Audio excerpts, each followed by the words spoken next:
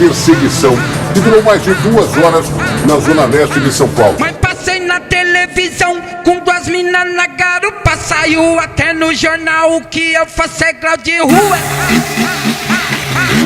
Vai, Tiquitim, para de brigar comigo. Randanda de Juliette e bololô na rua. Randanda de Juliette, bololô pica rua. Randanda de Juliette, bololô pica rua. Randanda de Juliette, bololô pica rua. Randanda de Juliette, bololô pica rua. Randanda de Juliette, bololô pica rua.